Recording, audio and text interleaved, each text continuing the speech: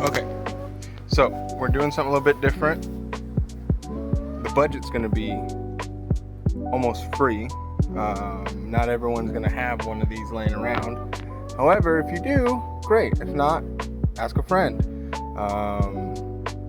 But I know it doesn't really apply to everybody. But this is what we're going to do today. We're going to do a roasted duck, fresh. By fresh, step one is pick yourself a duck. I'm going to save you the visual of me dispatching the duck. But after you dispatch the duck, you need to pluck it.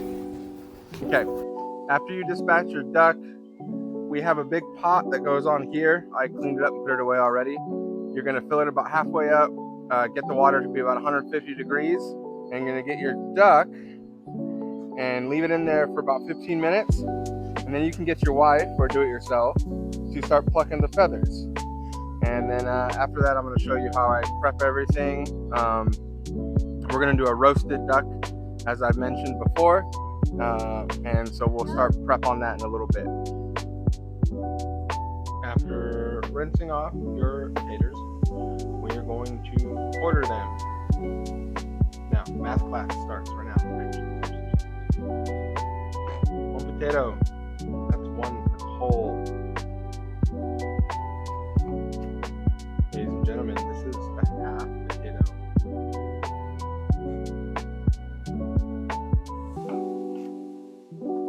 That is a quartered potato. 25 cents, 50 cents, 75 cents, $1 equals one potato, quartered potato. Do that with all of them. Quartering your potatoes, we are going to do salt,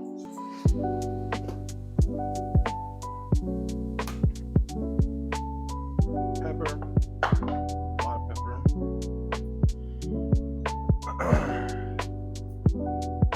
and just a splash of olive oil. We're going to do this. Mix them up with your hands. Don't be afraid to get dirty. Boom, plus one. On your baking pan thing, okay? Olive oil.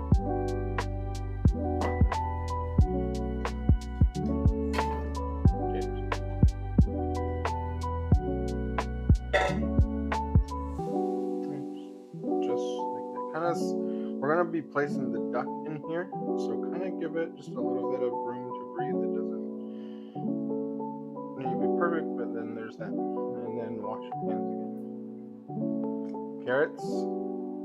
The fatter the carrots, the better, because we're going to put them in big chunks like this, so they can kind of cook about the same time as the potatoes. The potatoes probably take a little bit longer, but we're going to try and do this with one roast pan. And yeah, so shave them and then chop the ends off and then chunk them in just like this in here, and then I'll show you the next step. Alright, so half a white onion. I guess you can use kind of whatever you want. We're going to chop that down. Big slices.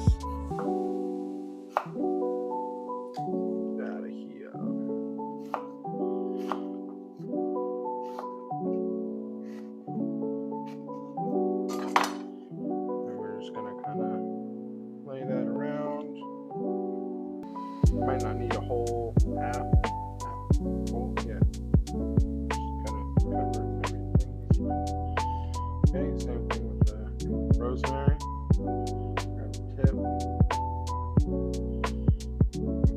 pull it down with the stem. Once you find the stem, Jesus Christ, here's the stem. Pull it down. A little sprinkle.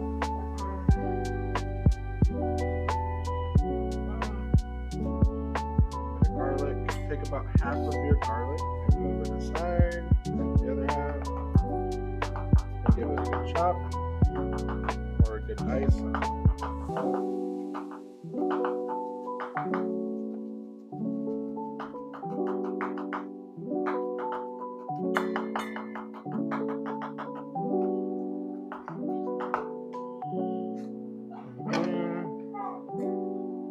Sprinkle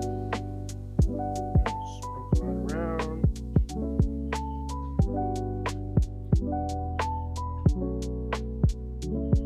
Cool. You can get some dried basil. Do the same thing.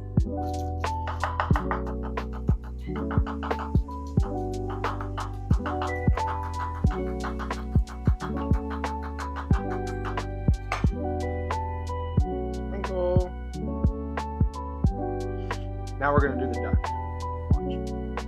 So we're going to start prepping some other stuff for the duck. We have the carrots and taters. What you can do is, once you season the taters in your bowl, you can kind of give the taters and carrots. I like taters. That sounds cool. Give them a nice little mix. And then some of that seasoning. And remember to kind of leave just a little bit of space. That duck. We're gonna cook. Most of this is gonna be cooked up in duck fat. So once we put the duck in, the duck fat's gonna go everywhere and fry everything. It's gonna be really nice. So we just kind of want a little bit of space, not a whole. Doesn't need to be a whole bunch. Prep your garlic. Give it a nice beating. Chop. Chop. And then I'll show you what to do with this next. All right. I spared you guys the gruesome details because God knows where your food comes from. I'll tell you what, you buy it at the supermarket, you don't know what it's been through, what it's going through. You raise it yourself, you know exactly what kind of life you give it, what it's been eating. It's good for you. All right. What I'm trying to say is we're so disconnected from where our food comes from that something like this freaks people out. My daughter, my other daughter, freaks them out. But whatever. Okay. Really, really simple. We're going to drop this on your dirty, used, chopped up board so it can kind of soak up whatever's there. You're going to get garlic. You're going to stop it inside. Put it up under the skin. Remove some of that skin there. Get all up in there. Put a little bit in there. In the butt. Just everywhere that you can kind of put some. Okay. We're going to get... I'd like to use oranges, but we didn't have any. Tangerines. I'm going to stick these in here. Same thing.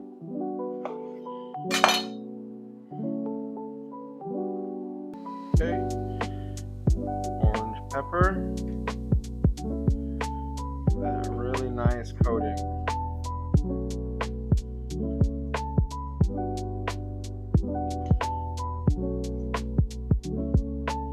I'm sure if you wanted to use lemon pepper, it would be great. Or whatever seasoning you want. If you want to do orange glaze with orange zest, that would be brilliant also.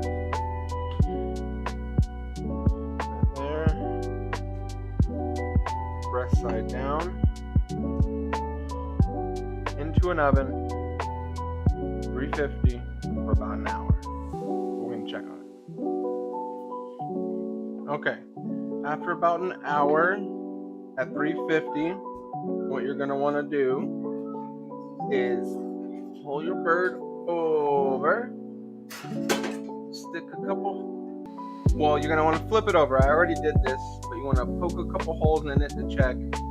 Something like that. A little bit of red, some blood. So now it's laying on its back and its breasts are up. Taters, just about done. Big carrots, almost done. We're on the right track. So what I like to do is crank it up another 100 degrees. After flipping the bird so the breasts are now up. Put it on 450 and leave it for another 20 minutes and they're going to come check it. And then I'll explain what I like to do right after that. Alright, after about 15-20 minutes at 450, pull it out. And get your meat thermometer. Stick it right in that breast. And needs to be at 165. And that's way good.